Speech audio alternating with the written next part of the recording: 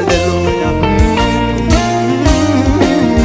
Nabambanywe na Kristo ariko ndiho, nyamara sinyuriho, ahubwo ni Kristo uriho muri njye.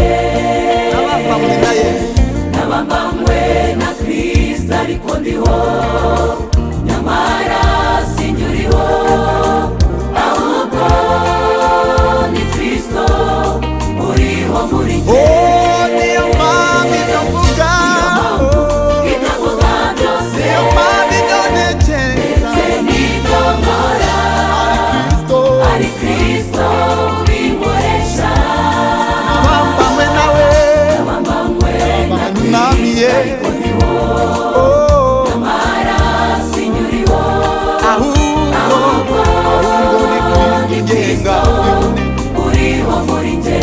nabambanywe nawe, Nabambanywe na Kristo ariko uriho muri njye, nyamara sinyuriho, ahubwo ni Kristo uriho muri njye.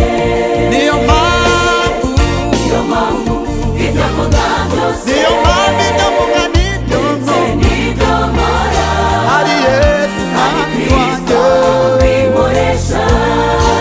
sinyira uwanjye, Sinyi uwanjye, oya sinyira uwanjye ngo nigende, ni jye, ahubwo mwami wanjye, ahubwo ni Kristo haleluya, umitiramo inzira nziza yo kunyuramo.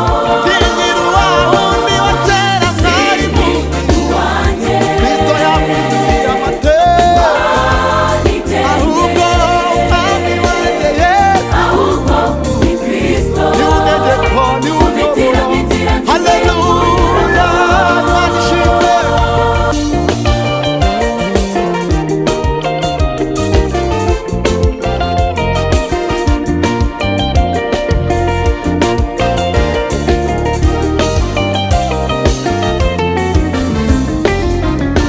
umva kandi none twavuga iki kindi ubwo Kristo ari kumwe natwe, mbese umurisha wacu ninde? Kandi nubwo yaba ntacyo yadutwara,